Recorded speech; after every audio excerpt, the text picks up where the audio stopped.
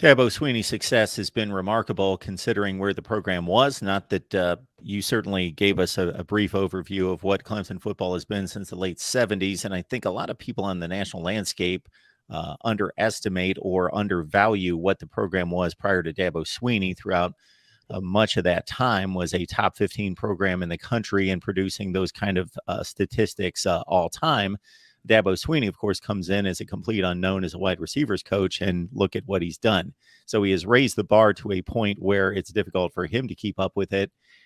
He does things his own way, which I guess in one statement, if I could say it this way, and you'll do much better at phrasing it, would be he runs a big time football program in a kind of small time way, meaning family, faith, community mean a lot to him. And obviously, the loyalty of his players sticking around for what some would consider meaningless bowl games, and just what his players and former players have to say about him is obviously pretty outstanding. So there's a different landscape in college football, of course, we know, with the transfer portal and NIL.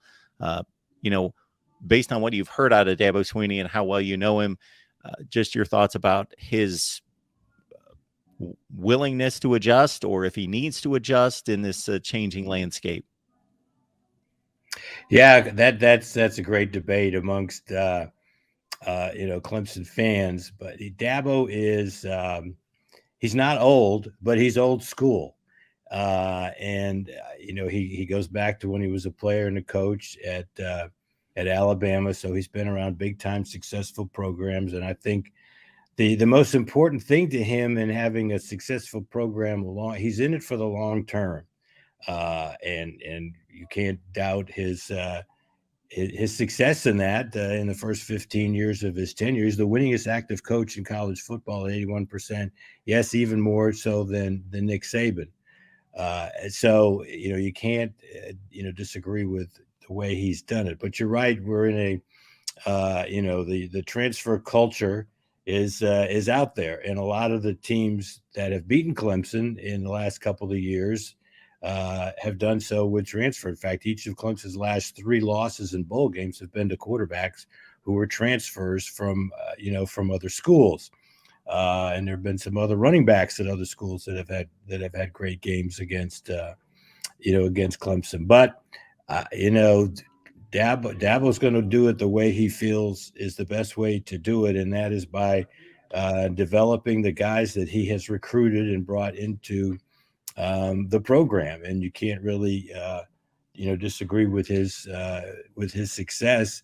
We got 12 straight years of at least 10 wins. It's the third longest streak in the history of college football. Now, granted, we play more games today, but it's still nobody else other than Alabama has done what he's done in this modern era. So now he's repeatedly said that if it needs to be done and take some transfers, he will do it. I'm sure the wide receiver position is something that a lot of people wonder about, and we'll just have to see what he does. But I will say this: it'll have to be somebody that fits the personality of his players, the personality of his program, the culture of his program. So probably the most likely person to be a transfer would be somebody that he recruited out of high school that he feels that he knows. Now, we have gone after guys that we just haven't gotten.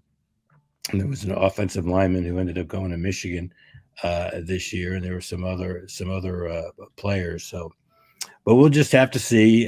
He is bringing in 4 wide receivers in the high school from the high school ranks coming into for this recruiting class.